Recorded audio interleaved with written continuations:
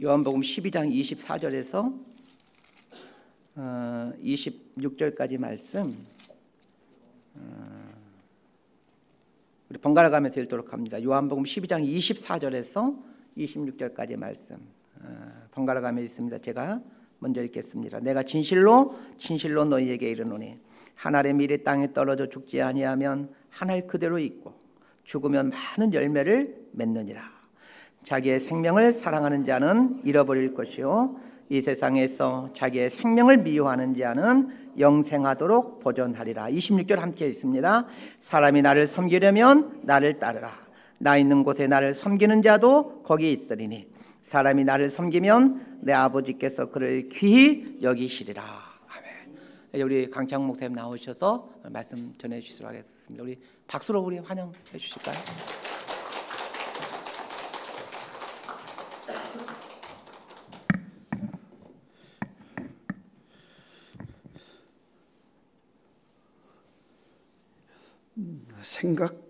생각하고 걷고 이거 참 좋네요. 그러니까 예배 전에 우리 나 목사님하고 말씀 나누는데 이 얘기를 잠깐 설명을 들었는데 야 정말 멋진 프로그램입니다. 제가 6년 전에 스페인에 있는 산티아고 순례길을 풀 코스를 완주를 했어요. 프랑스를 넘어서 스페인을 관통한 산티아고 순례길. 세상은 산티아고 순례길이라고 그러지만 실은 사도 야고보의 무덤을 향하여서 유럽의 크리스천들이 순례길을 떠난 길이죠. 그러니까 프랑스길, 스페인, 프랑스길, 포르투갈, 독일 온갖 나라에서 다 걷기 때문에 산티아고 순례길이 아주 많습니다. 그중에 제일 유명한 길이 프랑스길이죠. 프랑스 나폴레옹이 넘다 실패했다는 그 산을 넘어서 관통해서 사도 야고보의 무덤까지 가는 799km입니다. 제가 그 길을 34일 동안 혼자 걸었어요. 무슨 고민이 있어서 걸었던 게 아니라 저의 목회 여정 중에 버킷리스트였습니다. 그 길을 걸으면서 한 처음 10일 동안은 너무 힘들었어요. 발목부터 아파오기 시작하면 이 어깨까지 12km 배낭을 메고 걷기 때문에 날마다 포기를 결단해야 합니다. 내일은 안 걸어야겠다. 내일은 기차 타고 가야겠다. 내일은 쉬어야겠다. 그렇게 한 10일 정도 적응을 하면 이제 그 산티아고 순례길 걷는 사람들이 이런 말을 합니다. 내가 길을 걷는 것이 아니라 길이 나를 걷는다. 도사 같은 말 같지만은 다 하는 말들이에요. 근데 그때 제가 이제 길을 적응하고 먹은 생각이 뭐냐면은 내가 이 길을 20대에 왔다면 내 인생이 바뀌었을 건데 내가 이 길을 조금이라도 빨리 왔으면 얼마나 좋았을까.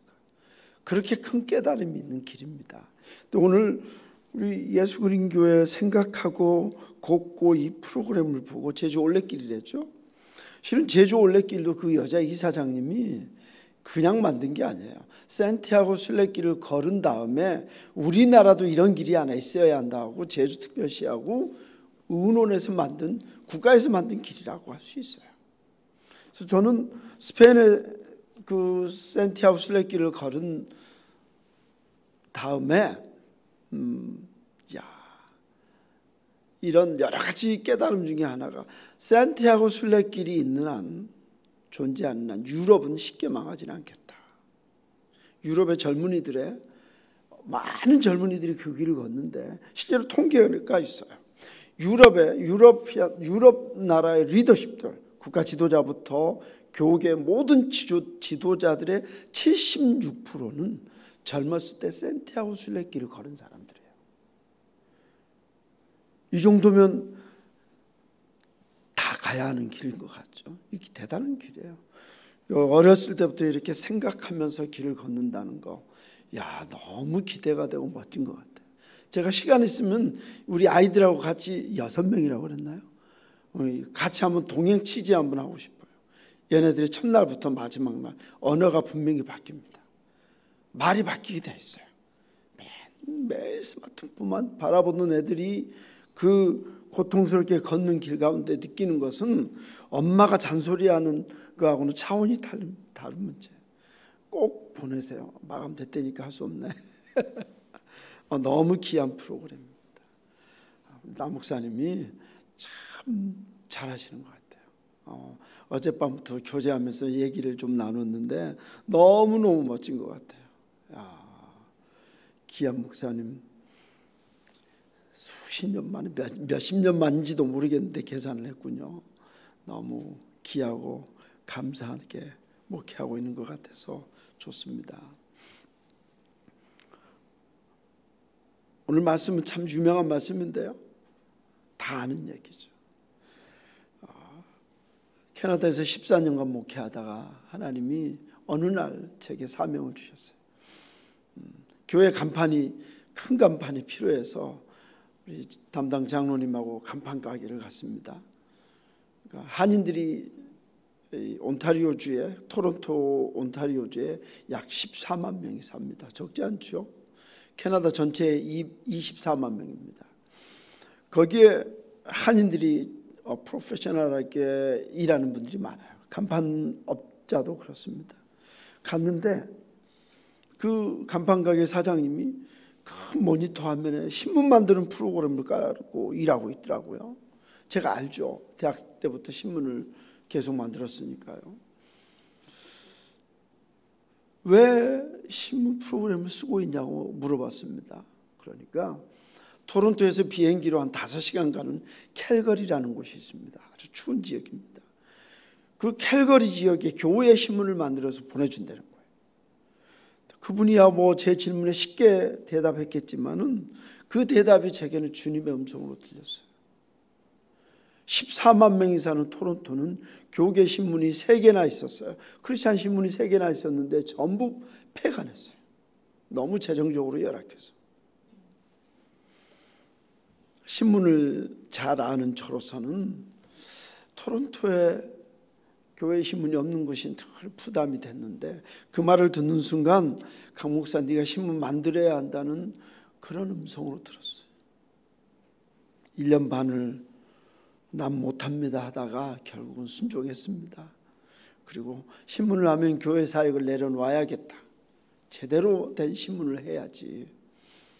소위 말해서 찌라시 수준의 신문을 만들 수는 없다.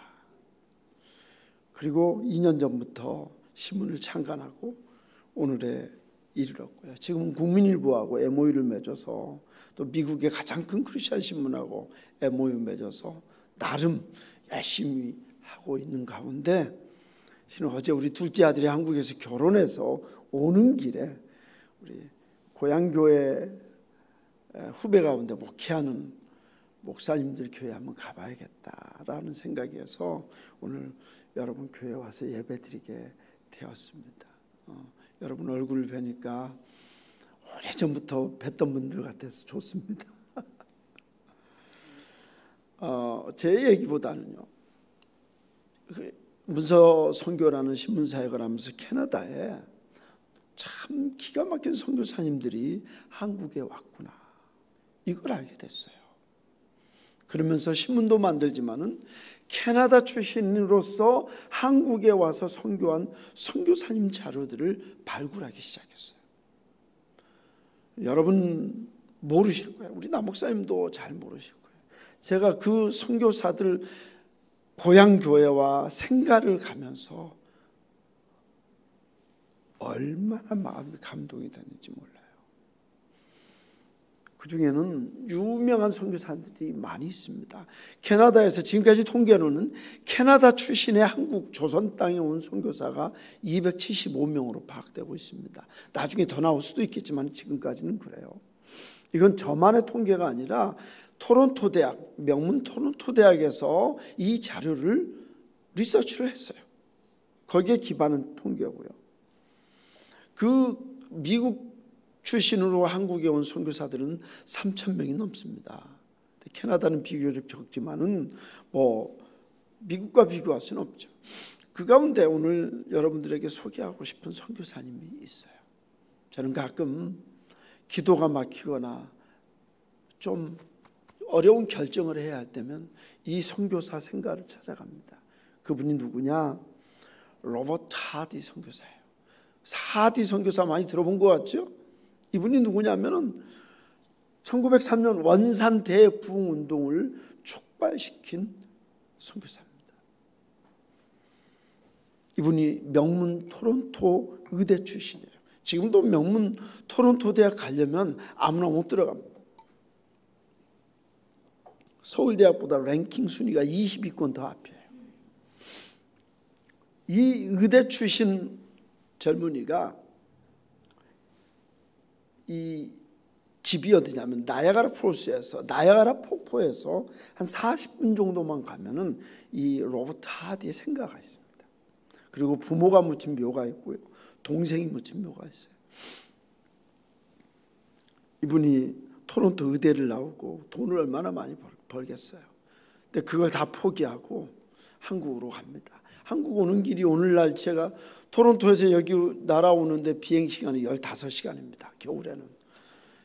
근데 그 당시 1800년도 말에 로버트 하디가 조선으로 오는 길은 어떠냐? 토론토에서 기차를 타고 25일 정도 토론토로 옵니다. 아니, 밴쿠버로 옵니다. 동부에서 서부로 기차 타고 오는 거예요. 그리고 거기서 며칠을 쉬었다가 밴쿠버에서 일본으로 옵니다. 그게 40일 동안 배를 타고 오는 거예요. 그리고 일본항에서 부산항까지 배를 타고 옵니다. 그리고 부산항에서 쉬었다가 제물포항으로 옵니다. 이게 2달 반이 걸리는 거예요. 요즘처럼 막 휙 날아다니고 그런 게 아니에요. 그렇게 목숨 걸고 오는 길입니다. 제물포에 와서 언더우드 선교사를 만납니다. 그러니까 캐나다에서 의사가 온다니까 얼마나 좋겠어요. 그리고 강원도 최초의 교회 1901년에 지경터 교회를 세웁니다. 하디가 감리교 출신 선교사이기 때문에 감리교회를 세우는 거예요.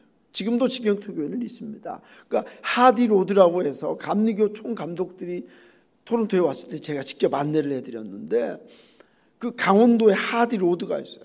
이게 무슨 말이냐면은 하디 선교사가 개척한 교회들이 지금도 있습니다. 그 지경토 교회를 시작으로 많은 교회들을 개척을 해요. 근데 문제가 생겼어요. 하디가 세운 교회마다 부흥이 안 되는 거예요. 그리고 세례를 줄 수 있는 성도가 안 생기는 거예요.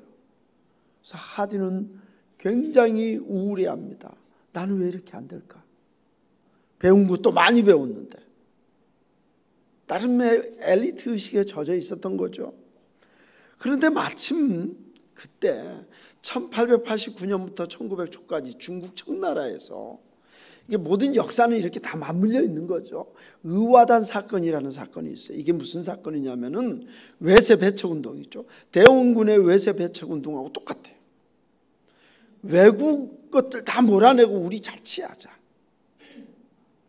그러면서 외국 문물을 다 배격하기 시작하면서 일어난 운동이 선교사들도 다 내쫓아버리자. 그래서 세계 곳곳에서 중국을 타겟으로 온 선교사들이 다 쫓겨나요. 그때 몇몇 여자 선교사들이, 미국 캐나다 출신 몇 선교사님들이 북한 땅, 지금의 북한 땅이지만 옛날은 조선이죠, 그쪽으로 쫓겨나온 거예요. 근데 선교사들이 선교지를 잃고 평양도 중심, 평안 남북도 중심으로 있다가 우리 이럴 게 아니라 성경 공부를 하자. 그럼 강사를 누구로 모실까 하는데 마침 하디 선교사가 놀고 있는 거예요. 선교사 강원도 땅에 개척을 했는데 부흥도 안 되고 열매도 없고 하니까 하디도 낙심이 돼가지고 있는 거예요. 아주 공부 많이 한 선교사가 있는데 우리 강사로 모셔다가 성경 공부하자. 그때 성경 공부 주제가 뭐냐? 효과적인 기도를 위한 필수 요소들이 무엇인가?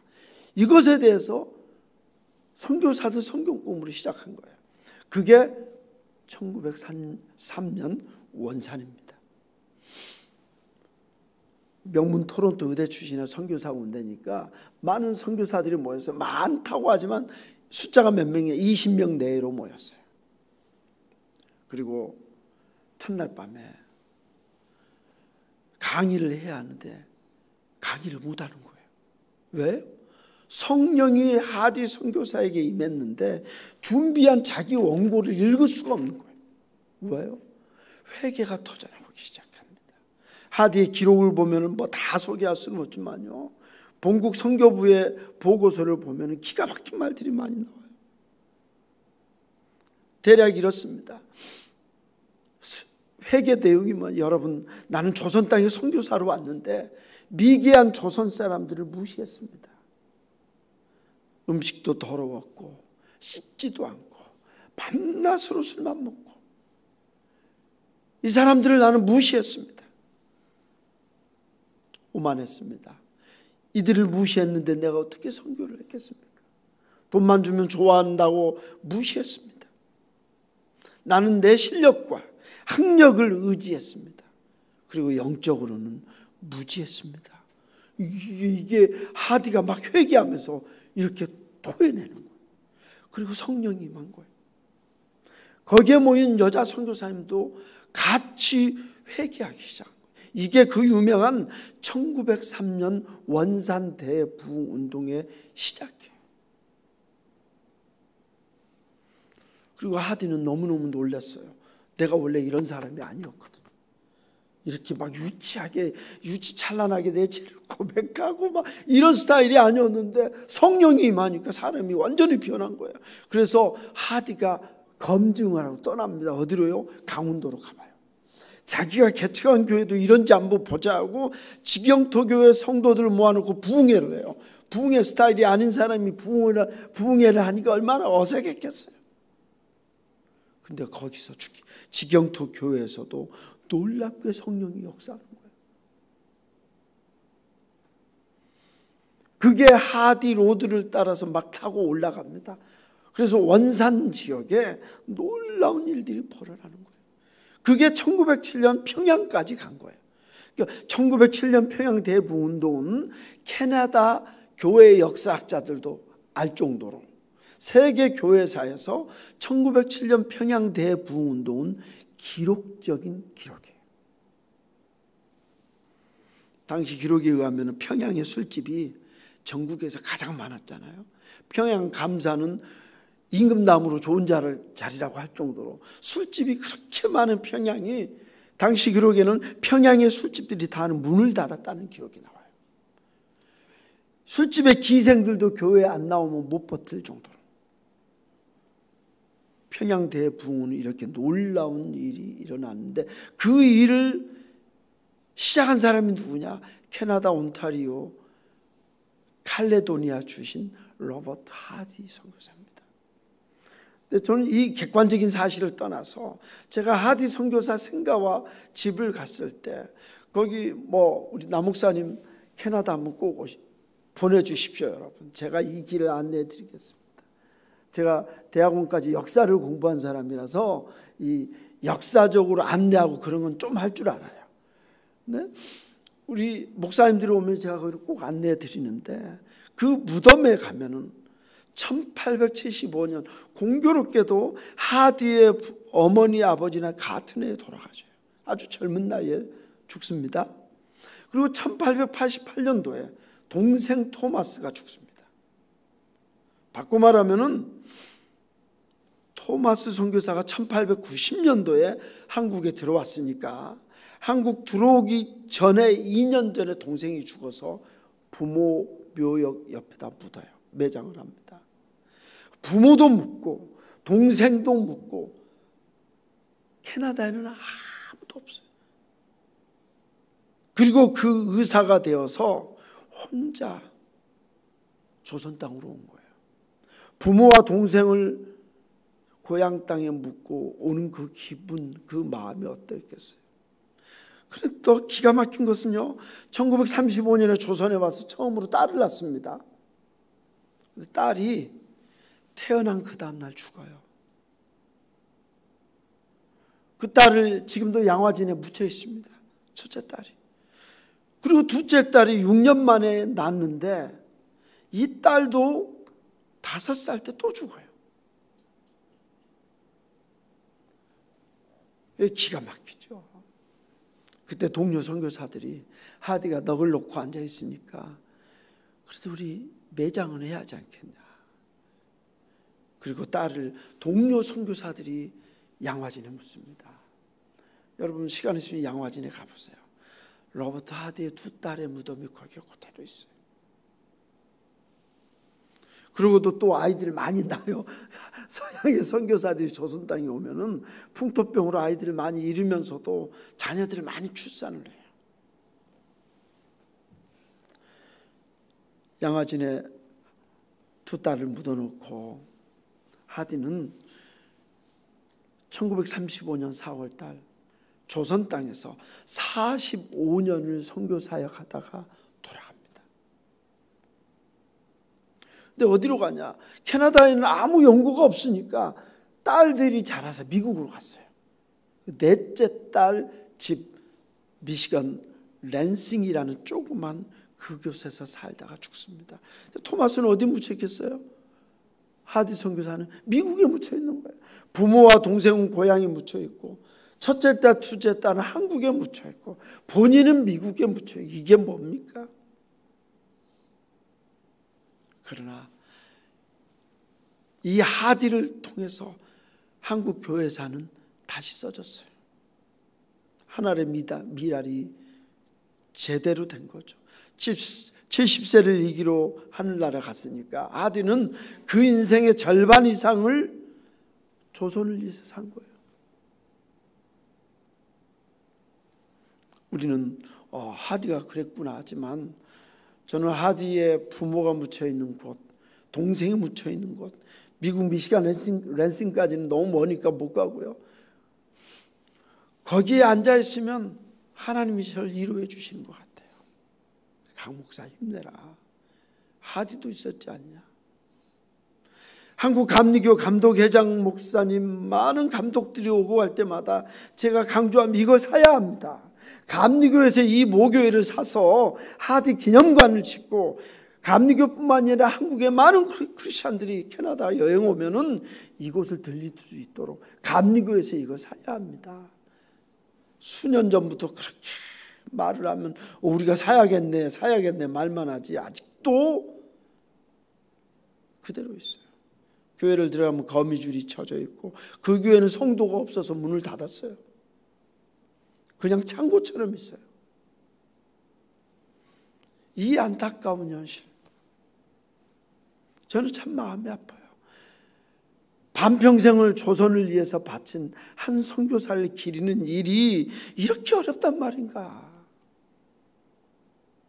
여러분 감리교회 감독회장이라면요 최고의 자리입니다. 근데 그게 잘 안 되는 모양이에요. 또 한 분을 소개하고 싶습니다.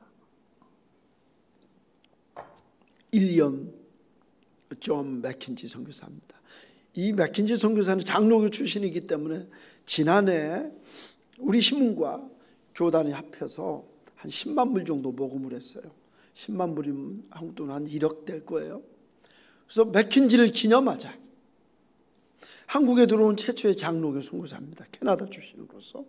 이 맥킨지는 1893년에 들어왔으니까요. 조선 땅이 아주 경난기죠. 130년 전입니다. 이제 한 해가 바뀌었으니까 131년 전에 조선 땅에 왔는데 하디는 45년을 살았는데 조선 땅에서 맥킨지는 2년도 안 돼요. 555일 동안 조선에 있었습니다. 그리고 555일째 됐던 날 병으로 죽습니다. 34세였어요. 그때 나이가 34살이었어요.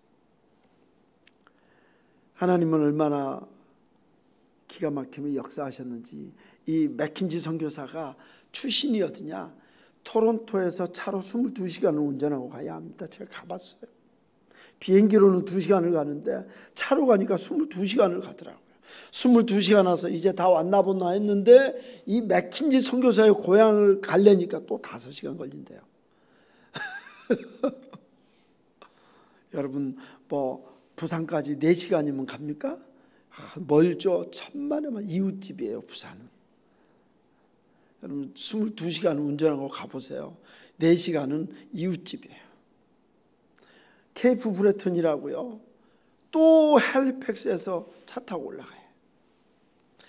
이 시골 출신 맥킨지가 조선 땅에 와서 어떻게 선교했냐. 서양 음식을 안 먹습니다. 된장찌개, 김치찌개 먹고 살아요. 그리고 옷도 양복 아니에요. 많은 서양 선교사들이 양복 입고 다녔는데 이 맥킨지는 갓 쓰고 덮옷자락 입고 돌아다녔어요. 참 특별한 선교사죠. 근데 그렇게 시골 출신답게 조선 사람하고 똑같이 생활합니다. 그러다가 병이 든 거죠. 근데 캐나다에서 한국 오기 전에 소위 파이널 신학교라고 그 신학교를 졸업했어요. 그게 1893년 신학교를 졸업하고 조선에 온 해입니다.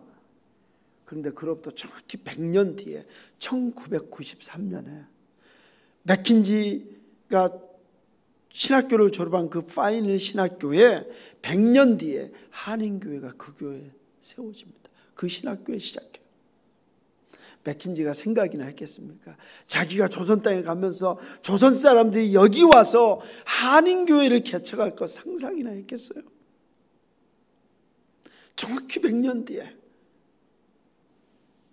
거기에 한인교회를 시작하고 핼리팩스 한인교회가 지금은 한인교회 성도들이 400명 정도 모여서 예배를 드려요. 그 교회 담임 목사가 우리 광주 출신 조선대학교 출신 목사님이세요. 이게 놀라운 일들이죠. 이 맥킨지가 너무 아파서 마지막 편지를 엄마에게 쓴 편지가 있어요. 제가 번역한 건 아니고요. 그 책을 한 목사님이 번역한 건데 이런 내용입니다. 여러분 들어보세요. 나의 인자하신 어머니께 저는 지금 임종 지경에 이르렀습니다. 서 씨는 여기서 서 씨가 누구냐면 서경조 목사예요. 당시에는 목사가 아니었어요. 한인 최초의 7명의 목사 안수자가 있는데 그중에 이 서경조 목사는 맥킨지 선교사의 몸종이었어요.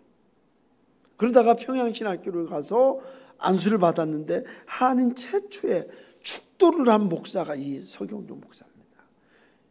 이 서 씨가 실은 맥킨지 선교사 옆에서 믿음을 전수받은 거예요. 서 씨는 저의 마지막까지 함께할 것이며 나의 시신을 교회 부근에 장사 지낼 것입니다. 이게 지금 엄마한테 쓰는 편지예요. 근데 죽은 지 한참 지나서 이 맥킨지 선교사가 죽은 지 한참 지나서 엄마가 이 편지를 읽는 거예요. 7일 전부터 열이 나기 시작했는데 지금은 정신이 혼미합니다. 남은 퀴닌, 그 당시에 캐나다에서 가져온 감기약 같은 거래요. 지금 나오지도 않는 약이에요. 남은 퀴닌은 다 복용해야 할 것 같습니다. 저의 마음은 더 이상 기대할 수 없을 정도로 평화롭습니다. 극도의 아픔 가운데 이런 고백을 하는 거예요. 어머니, 이제 예수님만이 저의 희망입니다. 제가 그 옛집 핼리팩스의 케이프 브레튼 고향교회 집을 말하는 거예요. 그 옛집을 떠날 때 나는 다시 이 집을 볼 수 없을 것이라는 생각이 조금은 들었습니다. 어머니께서 이 편지를 보시고 깜짝 놀라실 것 같습니다. 중간에 생략하고요. 어머니, 천국에서 만납시다. 이때 나이가 34살이에요. 너무 고통스러워 글을 쓰는 것이 몹시 힘이 듭니다. 하나님께서 어머니를 잘 보살펴 주시기를 바랍니다. 불효자 일념 드립니다. 다 읽을 수는 없지만은 이 맥킨지 선교사가 이 유언 같은 편지를 쓸 때 그 무덤에 우리가 묘를 세웠어요. 기념비를 세웠어요. 할아버지, 할머니, 스코틀랜드 가문이기 때문에 영국 스코틀랜드 이민자 가문이에요. 할아버지, 할머니, 어머니, 아버지, 그 옆에 조선 땅에서 죽은 아들 맥킨지가 있어야 하는데 봉분이 없어졌어요. 평양 땅, 우리 캐나다 시민권자들은 평양을 아무나 갈 수 있습니다. 아무 때나 갈 수 있어요. 가서 보니 본문을 찾을 수가 없어요. 맥킨지 선교사 무덤을 찾을 수가 없어요. 거기에 맥킨지 선교사 묘비를 세우고 이 유언 같은 마지막 편지를 영어와 한국말로 그날 기념식 때 읽었어요. 얼마나 눈물이 나든지요. 34살 젊은 청춘에 조선이라는 땅을 위해서 복음을 전하다 죽어갈 때 쓴 이 글을 묘비에 새겨서 읽는데 우리는 대체 어떻게 살아야겠냐. 제가 우리 신문에 이런 글을 썼어요. 캐나다 케이프 브레튼 출신 윌리엄 존 맥켄지는 자기 생을 바쳐 복음을 전했는데 그를 기념하는 기념비 하나 세우는데 130년이 걸릴 일이냐. 우리가 이렇게 우리 믿음이 무심했더냐. 그는 목숨을 바쳤는데 우리는 기념한다고 비석 하나 세우는데 130년이 걸릴 일이냐 이게. 우리 적어도 다른 사람은 몰라도 목숨을 바치고 조선과 대한민국을 위해서 복음을 전했던 선교사들을 우리 다 찾아내서 기념을 해주자. 맥킨지 가문에 남은 유일한 후손 증손녀를 만났어요. 비벌리라는 여사인데 많은 목사님들이 돌아다녔어요. 맥킨지 후손이 어디 있겠냐. 비벌리라는 할머니죠. 뭐 증손녀라니까 어린 게 아니에요. 맥킨지 선교사의 증손녀 비벌리라는 할머니를 만나서 손을 잡았어요. 우리가 당신의 할아버지 그 맥킨지를 기념하러 왔다니까 제 손을 잡고 하는 말이 있었어요. 왜 이제 왔어요? 왜 이제 왔냐는 거예요. 우리 할아버지는 당신 나라를 위해서 목숨을 바쳤는데 당신들은 우리 할아버지를 왜 이제야 기억하느냐는 거예요. 그리고 맥킨지의 자료들을 다 모아놨더라고요. 그래서 책이 나올 수 있었던 거예요. 유대인들은요 자기들의 신앙을 전수할 때 기억했어요. 글씨가 없어요. 기억과 기억으로 전승을 이어갔습니다. 적어도 오늘날 우리 대한민국 교회가 한국 교회가 이렇게 할 수 있었던 것은 이런 하나의 미랄되었던 선교사들이 있었기 때문이에요. 우리는 기억해야 합니다. 저는 문서선교 사역을 하면서 이런 선교사들을 찾아 늘 돌아다닙니다.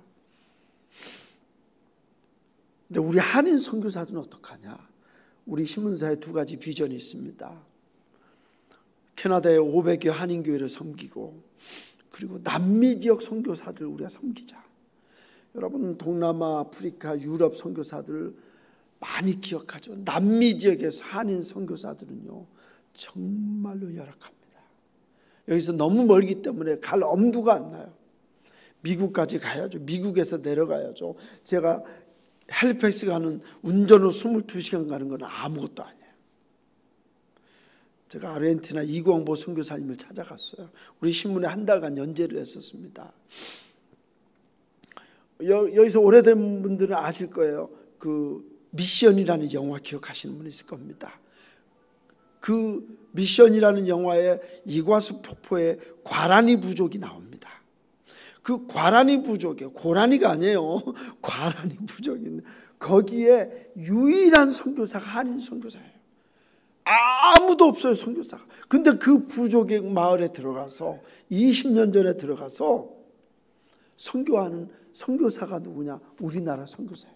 이광보 선교사님. 이분이 지금 나이가 몇 살이냐?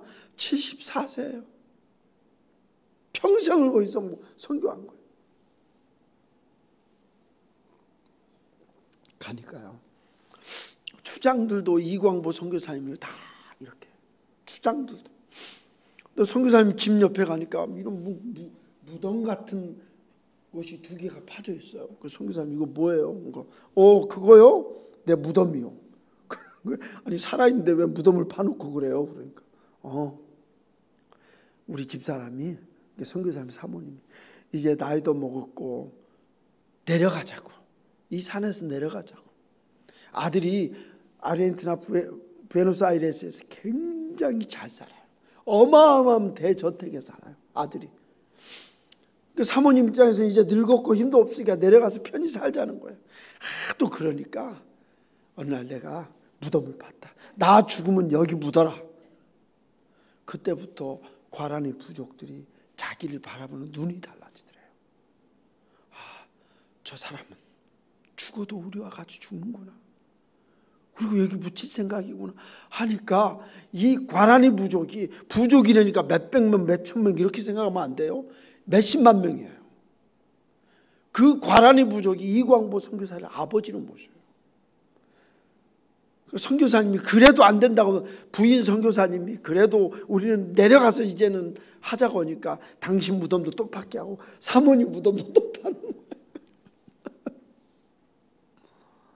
그렇게 사는 선교사들이 있어요.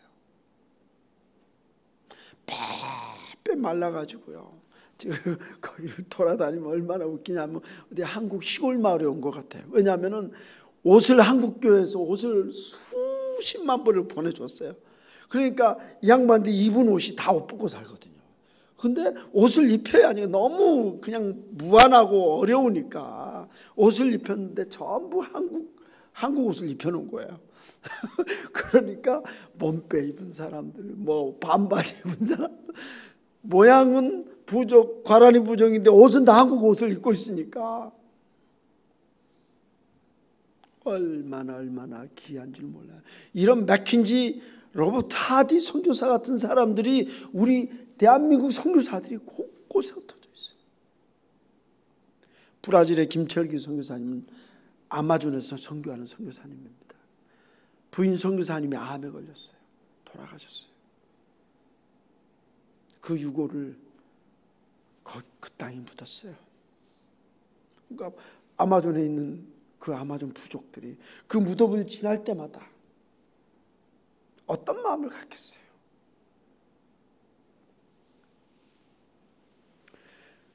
저는 그 신학교 학생들의 말을 듣고 깜짝 놀랐어요.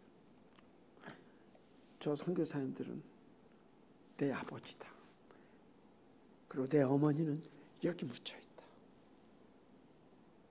그래요. 그렇게 고백해요.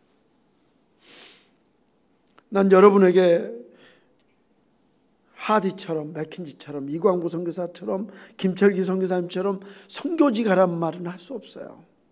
아무나 선교사로 가는 것도 아니죠. 그러나 분명한 것은 나는 이 땅에서, 이 대한민국 땅에서, 이 용인 땅에서 어떤 모습으로, 미랄의 모습으로 살고 있는가, 죽고 살고 있는가, 나는 이 말씀을 드리고 싶어요. 내 삶의 현장에서 나는 어떤 모습으로 오늘도 죽어가고 있는가. 그것이 우리의 믿음 아니겠습니까? 죽어야 살 줄 믿습니다. 그래서 사도 바울은 나는 날마다 죽노라. 죽지 못해서 우리는 문제지 사는 것은 문제가 아닙니다. 여러분의 삶이 이런 선교사적인 삶,